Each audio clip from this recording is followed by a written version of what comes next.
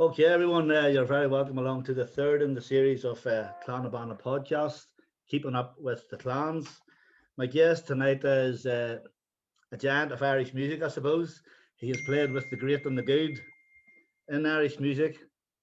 Declan Masterson, a Dublin man. Declan, you're very welcome. Thanks, Barney. It's very nerve-wracking to be talking to you on radio like this. But not knowing what you're going to come out with, you know. You see, that's the thing. You see, I have a list of stuff here, and I'll go easy on you. Anyway, I was speaking to Declan on the phone earlier this afternoon, and we were talking about what we were going to be chatting about tonight, and well, music obviously. And he says, "Well, can we not mention the six in a row?" So I'm going to mention that before the end of the podcast, just in case I forget about it. So Declan, you must be very, very pleased with your county's show in the past 6 years. It's great. We're looking forward to this year too. You know, we're looking forward to Seventh Heaven too. You know. Yes, I can imagine. Yeah, it's just a very dedicated bunch. They're great. You know, very humble players. You know, very. You know, I don't think. I think they're. You know, we're just very gifted at this particular time with this bunch of players. I don't think Dublin are just so far ahead of everybody else. It's just that we have this particular bunch of players, you know. I wouldn't be going splitting the county or anything like that. Yeah, it's just like you know, the great European football teams. You know, it's just a well-oiled machine from back to middle to front. It's just there's no weak links. It's just they work hard for each other. They play well together. It's just it's amazing to watch. You know what I mean? As they say themselves, it's a sum of the parts. Yeah, it's they all add up. They all.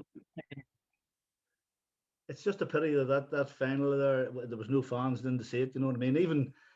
Even if you were a Dublin fan or your team's not in the final, it's still a bit of a pilgrimage to go to Dublin All Ireland weekend. You know, spend the weekend in Dublin. Whether your team's there, it's even better if your team's there, obviously.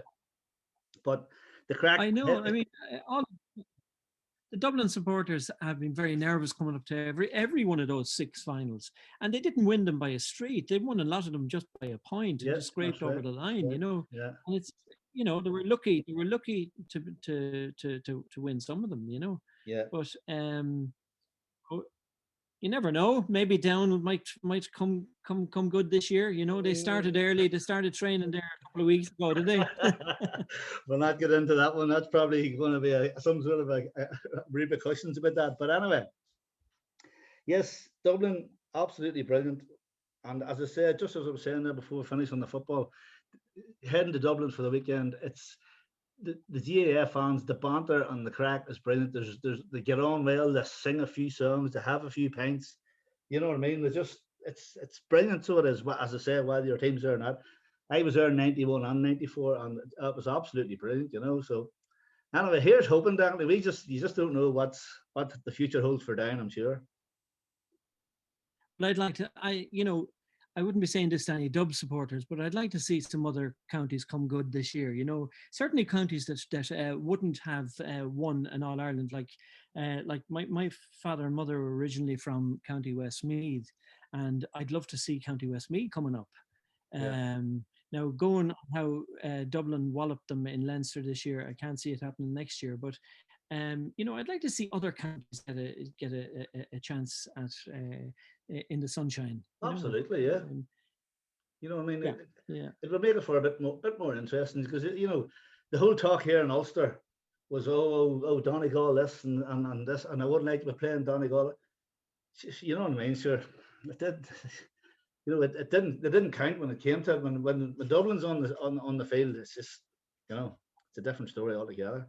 Well, you look at Down. Down lost a 9-point lead against Cavan. That's right. And look how well Cavan went in the championship. You know, Down were 9 points up at half time. You know. That's right. They were indeed. I was watching it here, thinking, well, here we go. You know, but sure, that's what it is. Right. We'll park that particular bus here for a while, and we'll get on to the music and the young Declan Masterson in Dublin. Growing up in Dublin, with a lot of influences, I'm sure, around you. Uh, when we're growing up at home, I mean, you hear talk of these ceilidh houses, and at the weekend there would be parties and people playing fiddles and pipes and barons, a few drinks and a bit of dancing. Would that have been something that would be happening in your house, back in the day, like? Well, my uncle Jimmy O'Reilly was a squeeze box player from Multifarnham, County Westmeath, and anytime he'd come up, he'd bring the box with him, and sure we'd be playing up into the early hours of the morning. And my father was played in ceilidh bands with some of the lads who went on to form the Chieftains, and. Yeah.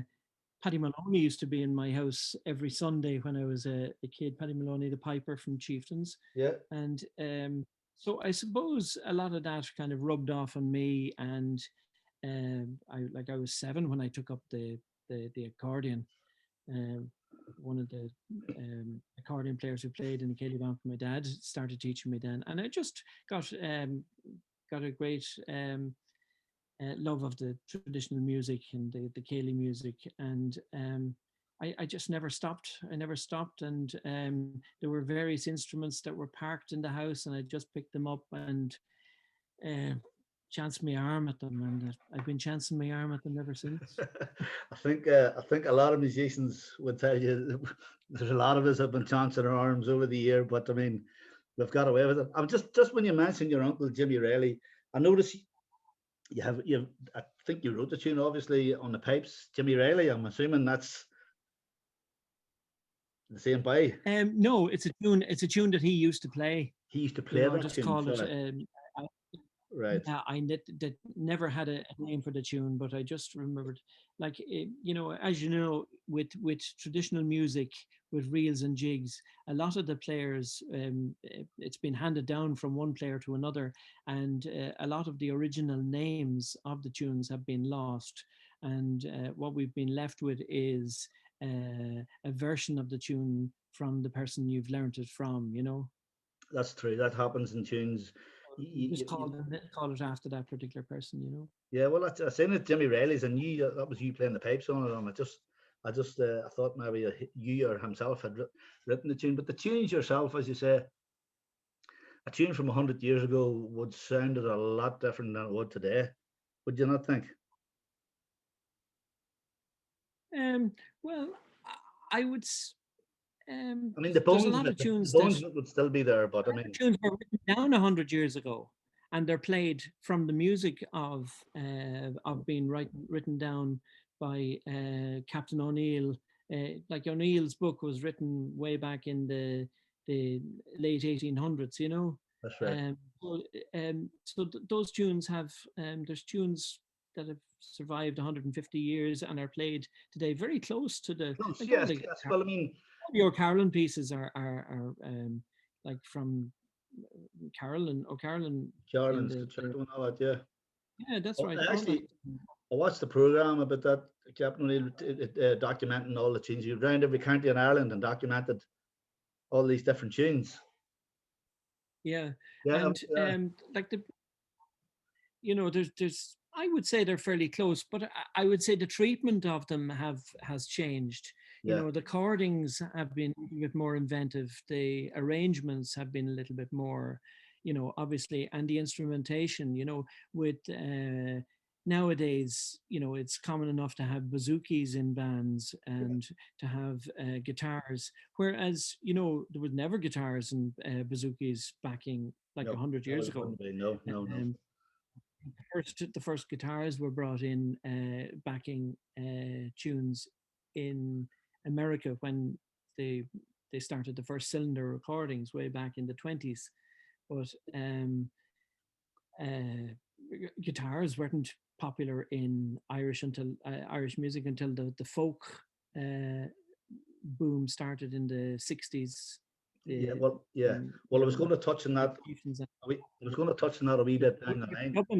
Yeah, I say I was going to touch on that a wee bit down the line, but yourself, what about your you played music at home, I'm sure, and in around Dublin and schools and classes, but who was your first gigging band that you went out with the band and you played a gig or whatever, and you got a few quid for it? You know what I mean? Where did that start, or who was it with?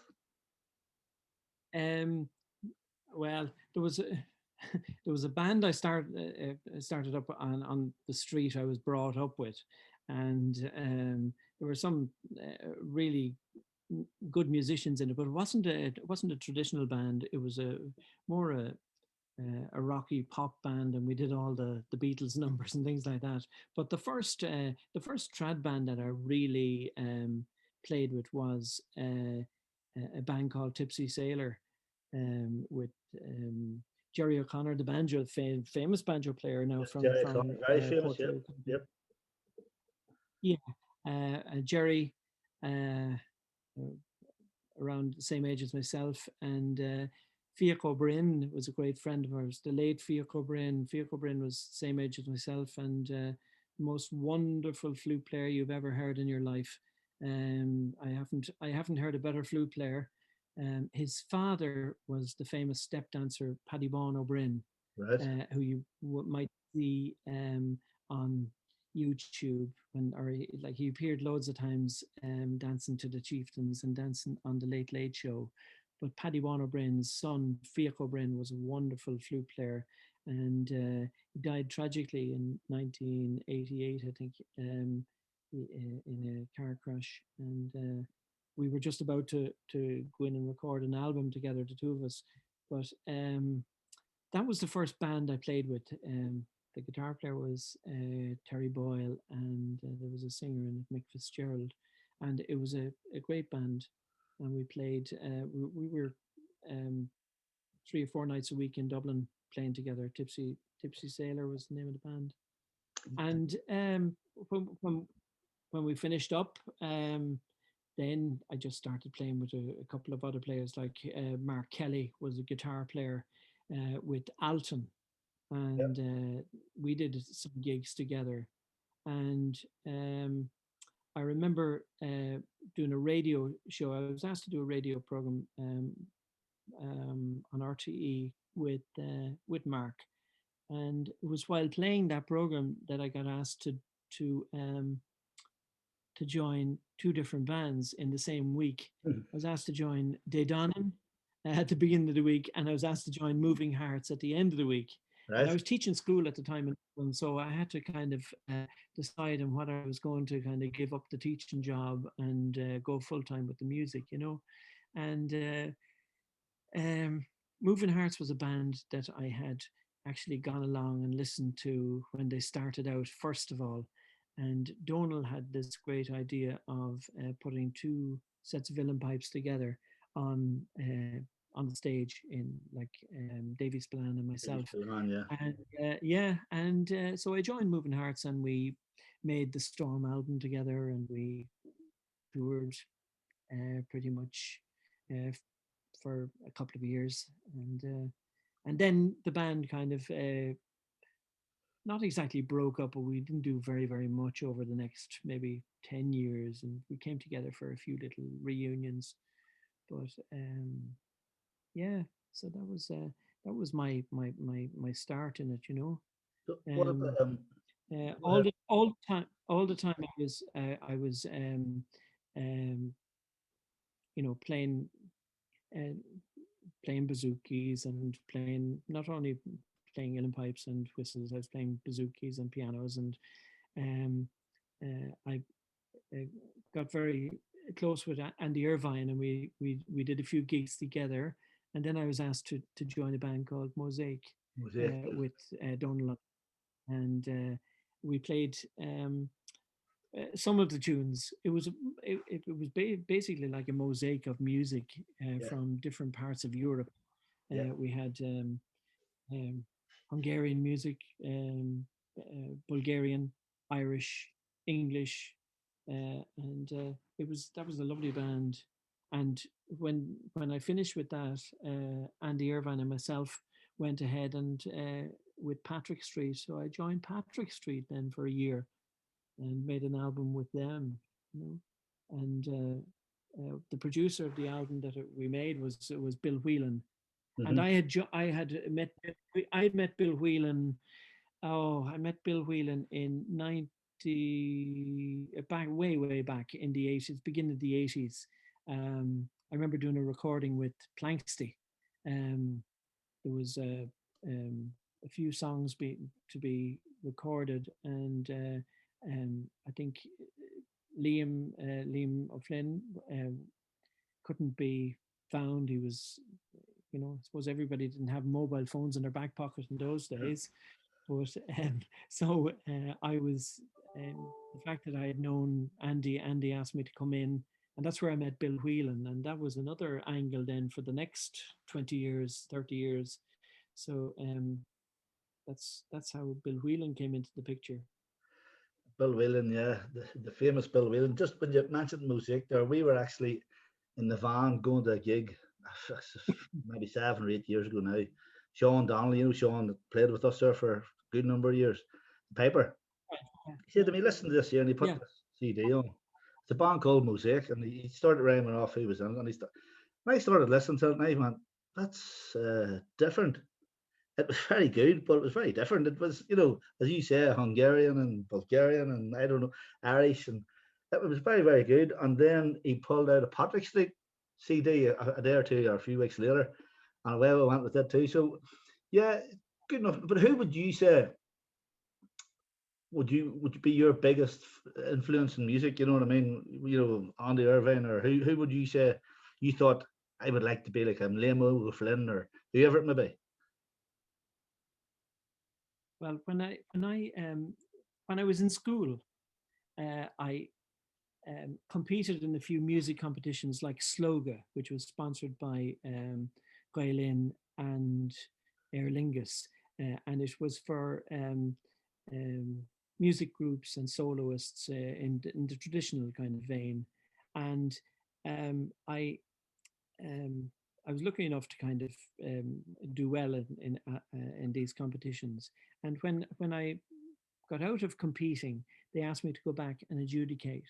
And I ended up adjudicating alongside Seamus Ennis, the famous piper Seamus Ennis. Yes, very good. It's very, very, yeah. And I used to, when we'd travel the country adjudicating, I used to go out and pick up Seamus from where he lived out in Dónal, and we'd go traveling the country together. And he was such an entertaining man in the car, and I've so many stories from him, and so many great experiences adjudicating with him, and his knowledge of tunes and all that. And I suppose he had a great influence on me. But the sound, I loved pipes all along, but the sound of pipes that I just fell in love with was Liam O'Flynn's. Liam O'Flynn, yeah. The sound of his pipes and the sound of his playing actually drew me into playing the uilleann pipes. Yeah. He, when Planksty formed in their first or second year of formation, they played a gig in the school that I was in Dublin. They came and played on stage, the school stage, for everybody, and I couldn't believe it. I was listening to it. I was just spellbound. And an interesting thing, the band that played support to them was a group of lads from the school, and sure they're all in the same year as myself. Mm-hmm. And one of them was Philip Ryan, the late Philip Ryan, who changed his name to Philip Chevron, mm-hmm. and was a member of the Pogues. That's right. He was one of the Pogues. He wrote "Fateful Departed," that song. Yes. And "Thousands Are Sailing." He wrote a couple of great songs. But that was the sound of Liam O'Flynn's pipes that inspired me. Well, moving on, you touched on it there just a while ago about the sound in the 60s. And for me, the Clancys, the Dubliners, Planksty, the Clancys in the late 50s went to America, and the Dubliners formed over here in Ireland.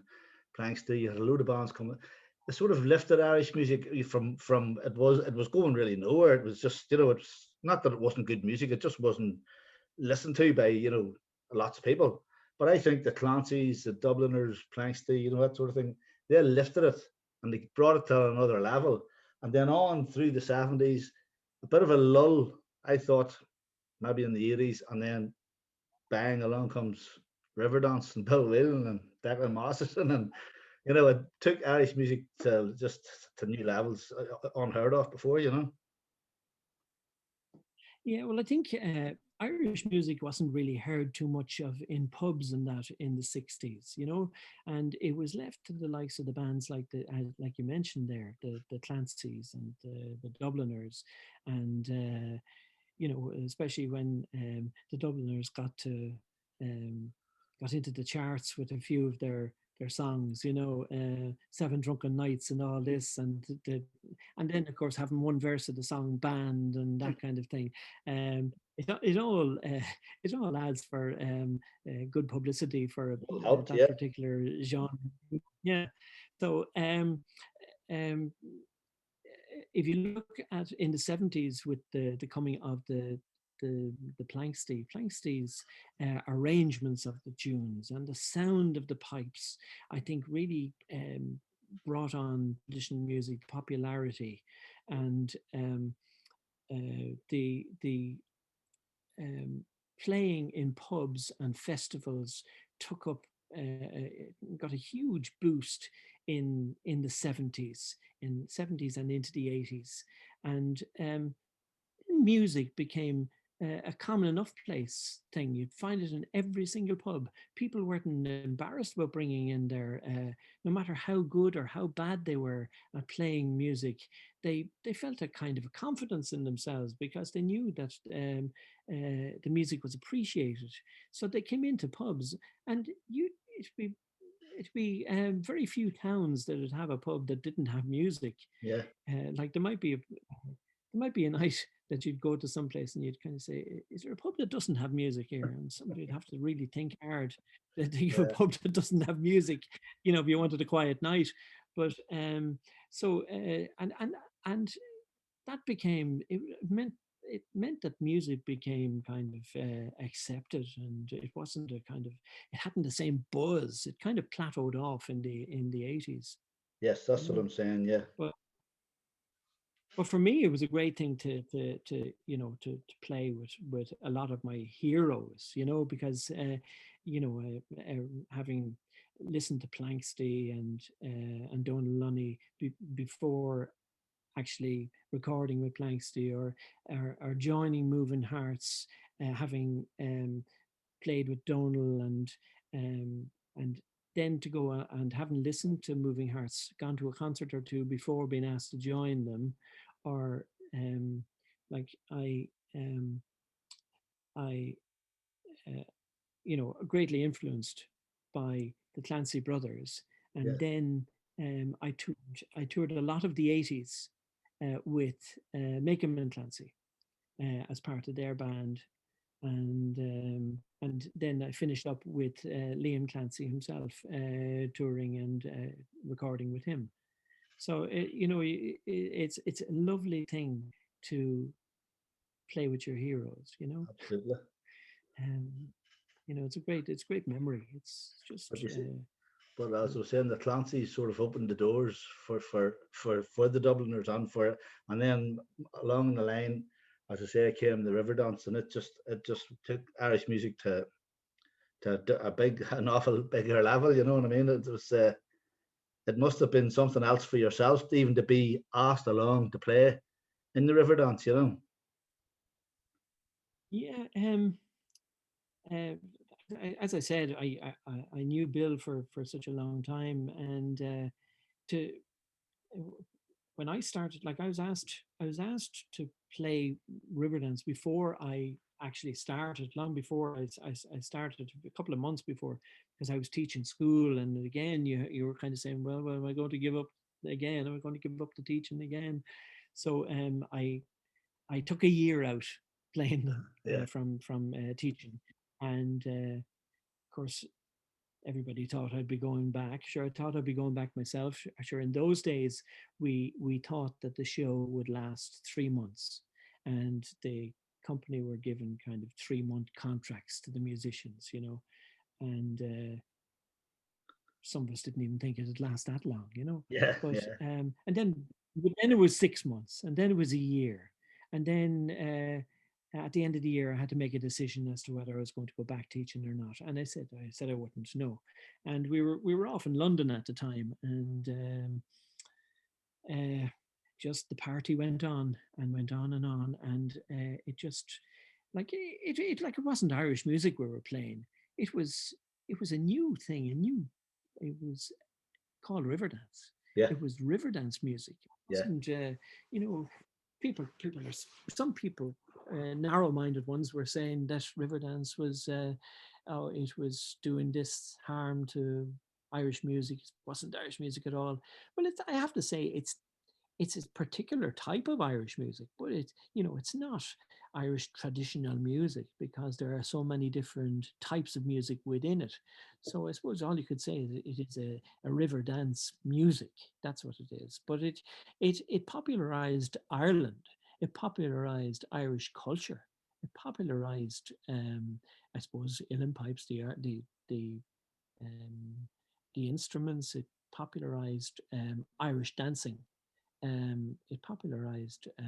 It gave people employment. It gave dancers employment. Who ever heard of Irish dancers getting employed like for 20 years? yeah. Given you'd be employed dancing for the next 20 years. Yeah, Now, a Irish dancer. nobody ever heard Gone. that. No, no. And it put Irish dancing on a par with, say, jazz dancing and um, all kinds of dancing that you'd find on West End stages and Broadway stages in New York. Yeah, Um, so it was a massive shot in the arm for the whole Irish diaspora thing. And it coincided with the Celtic Tiger, and yeah. there was a lot of money going around at the time, and you know, um, there was a great buzz about the place. And then, of course, the Riverdance brought yourself and Melissa together. That's right, yeah. Yeah. Um, You paused there for a I second. remember. Yeah, Well, I joined Riverdance in early '96, and remember I think it was February in '97. We had just left London and we went up to Edinburgh, and Melissa came over for a weekend. She came over and it was we had injuries. Dancers were injured, and Melissa came in to help out the injuries for the weekend. And I was in the green room before the first show. I was just in there getting a cup of tea, and Melissa came in straight from the airport, and I just asked her, did she want a cup of tea? And and that was the end of it. Then because that was you had her at tea. the rest is history. That was it. Yeah, But, very good. the injuries kept going on, and she never went home for the weekend, and she just continued touring with the show, and just the circus went on the road and never stopped for the next. I stayed with the show for I was 17 years with the show, and then even last year they invited me back for the 25th, the highlights of the 25th tour, which was a movie which they were shooting in the 3 Arena, and then we went on from there to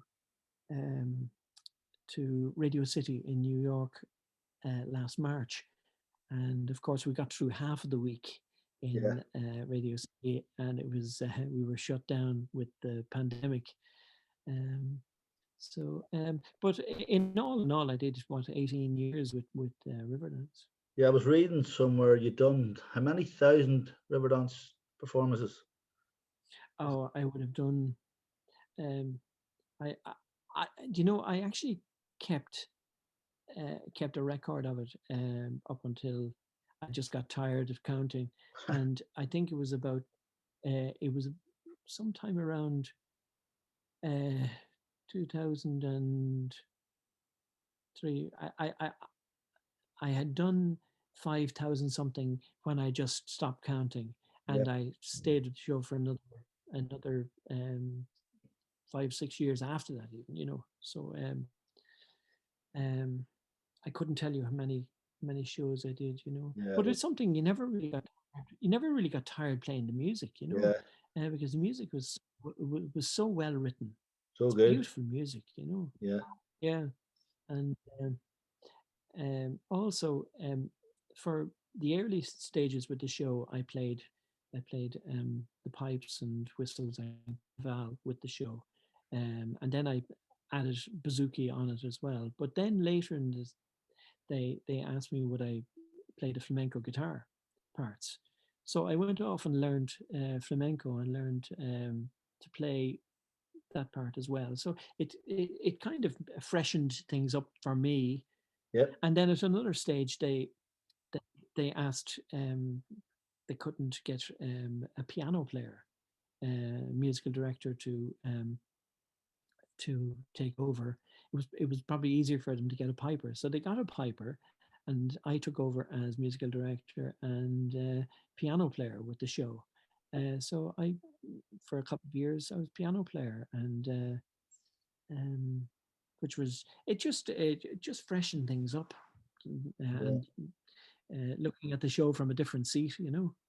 Yeah. So it kept the music interesting, you know. Yeah. Um, Well, you touched on the New York tour there that had to be cut short.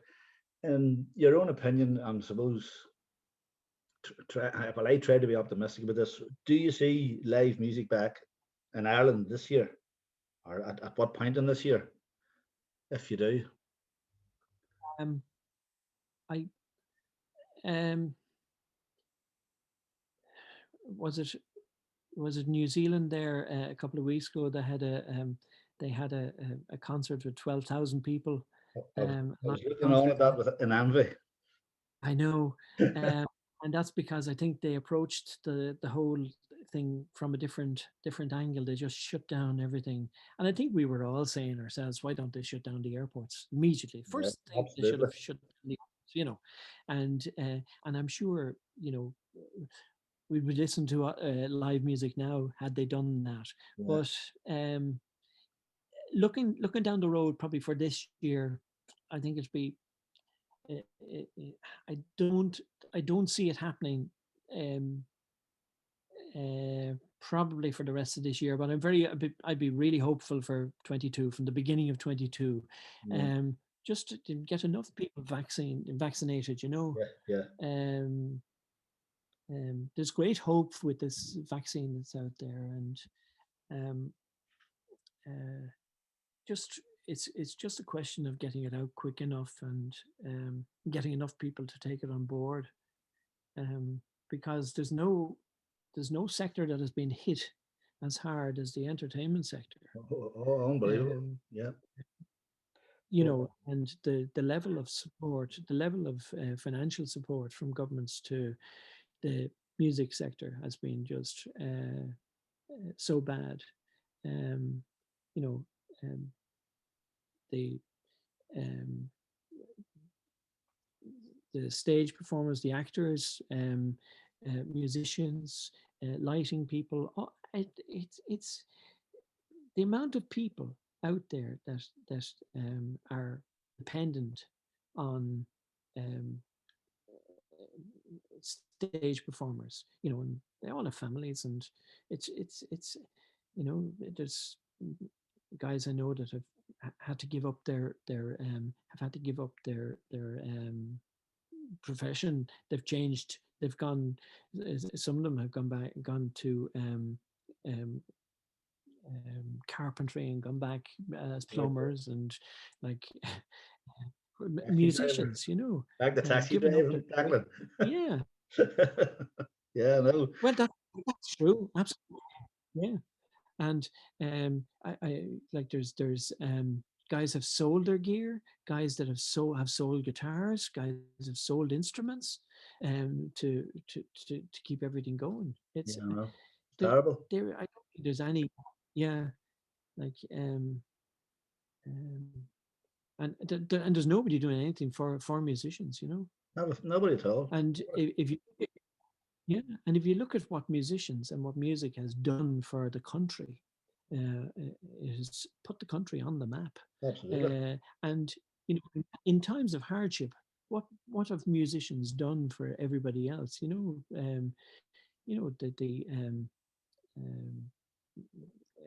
um, what do you call him?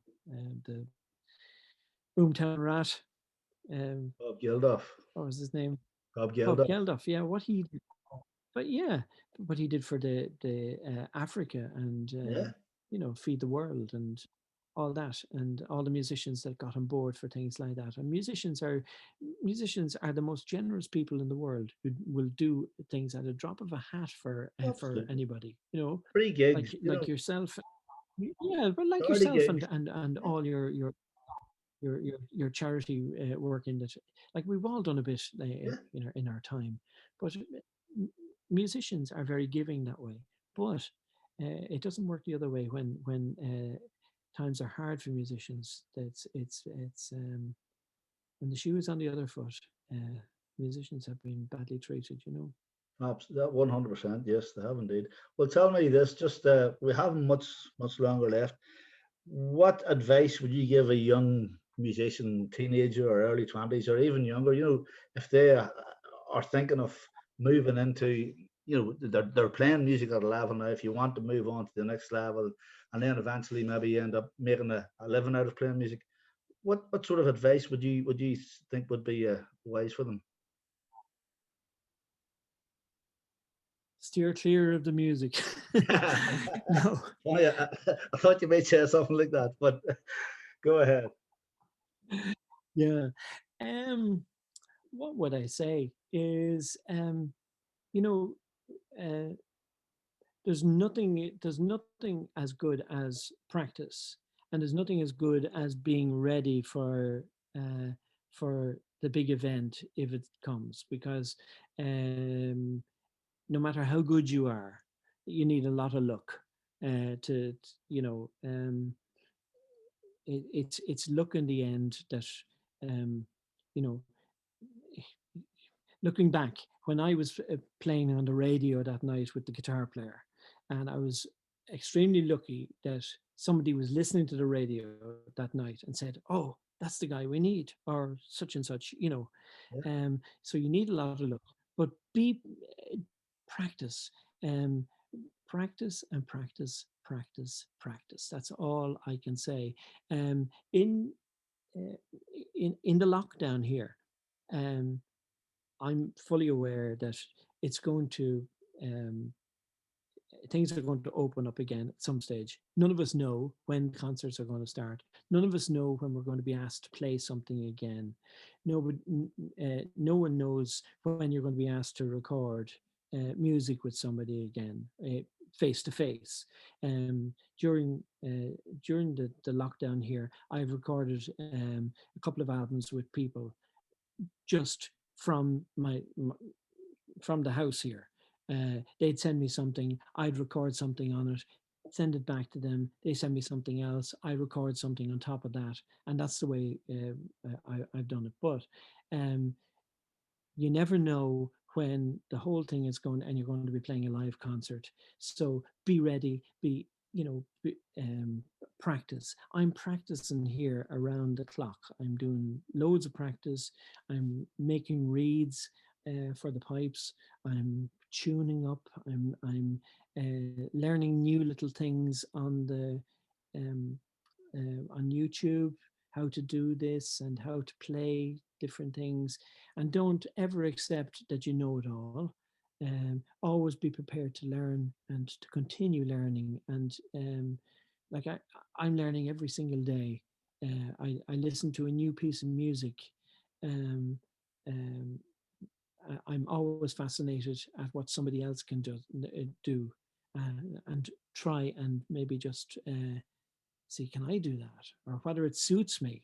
if it doesn't suit me, it doesn't suit my style of playing. It's fine, but I certainly try and I listen to as much music as you can. Listen to as many different types of music. Lif- Um, um, when I was starting up, there was no such thing as YouTube, and everything is available on YouTube. You can find, every little thing that you need to learn about any musical instrument is out there on YouTube. And but um, always, you know, uh, the failure to prepare to fail for to fail. I know it well. I know it well. Um, yeah, I mean, if if you really want to make it, you're going to have to practice. If you want to be a social player, to be able to kind of take the guitar out of the back of the boot of the car and bring it into a party some night, that's lovely too. And but you still have to practice your songs or whatever at home. Maybe not to the same extent, but if you want to make it, regardless of how good or how bad you are at the moment, practice, practice, practice, and um, like um, I've done a good bit of stuff up to now, but I'm practicing away. I'm practicing. Um, Maybe it's because the fingers are getting old, Yeah. but I don't know. But I definitely need to practice. I need, you know. I would agree with that. Um, I'm actually doing an online boron lesson with John Joe Kelly every Monday night, just to brush up and just because I haven't. oh John Joe, he's the guy. But like no, I have better to man. get in. That's it. He he's brilliant. He's He class, isn't it? is brilliant. He's my boron He's hero. brilliant. But as Brandon Yeah. Martin used No, to he. tell us, Brandon the paper that used to live in Bonbridge, he's moved now. He's emigrated. But Yeah. he's practice, practice, practice. And when you get fed up practicing, practice some more. Yeah. Well, Very true. um, that's so true. It's that's all you can say. Yeah. You know, um, never just never think you know it all, No, you and never do you're know. never Never settle. will. You never will with music Right. or any sort of thing like that. Cooking, music, And art, whatever it is. continue listening. Yeah, continue listening to people. Listen, yeah. Well, listen, I'll leave you with one last question here, Declan, and it's been a pleasure talking to you. Thanks for agreeing to do this for the Clannad. No So problem. my last question is, if you were having a few drinks, say in the house or a bit of a dinner party, who would be round the table, be it an Irish music or any other sort of music, living or dead, just for a bit of crack? Somebody that would want to listen to, somebody who you think would bring something to the party. Give me two or three names there just to see who would be at your table. Oh, well, I remember going to dinner one night, a fascinating dinner with a couple of people. Now, okay, who will I went? John Denver. Don't have. Yeah. Um, So who hasn't? John Denver, right? Yeah, absolutely, as you do. Uh, John, yeah, um, he just he's such a wonderful mind. Just kind of speaking on a different kind of plane, you know. Yeah. Um, uh, just just I ended up doing a couple of tours with him, and we became very close friends. Uh, at the end of the tours, and we went for dinner a few times just together, you know. And he's just a very just an amazing mind, you Yeah. know. And he'd be one guy you would have there. Um, I suppose Christy Christy Moore, you'd drag Christy along Absolutely. for his own input and his. Um, I remember doing a tour, just the two of us, Christy Moore and myself, and it was around Ireland, and it was around the time of the Knock song, about building the runway in Knock, Yeah. and yeah, and we'd be traveling along the road, you know, we'd be talking about every subject under the sun. And if you look at all his catalogue of songs, like he had songs that were all kinds of songs about um, uh, drink, and songs of hilarious songs, and ones that are very quite very sad, and you know, songs of um, you know, the one, what was the oh, it's not coming to me now, but there were some very, very sad songs, Yeah. and we'd be talking along, you know, and Christy would say, "What did you say again about that?" You know, and this happened a couple of different days as we were traveling on the road, and he went to the boot of the car, and he took out his briefcase, and he'd bring it into the front, and he'd take out a notepad and write down exactly what I said. What did you say about that?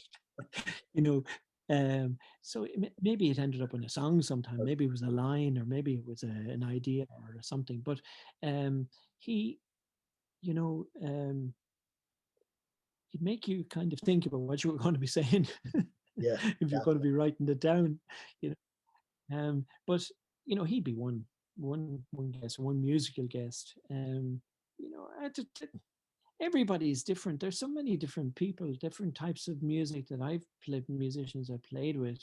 There's some, you know, traditional guys that they're the salt of the earth, and you'd love to be with them. And there's guys who nobody knows, musicians that nobody knows, that are lovely company, and you'd love to be sitting around a dinner table with them, and you'd, you know, and there'd be no kind of airs and graces about them, you know.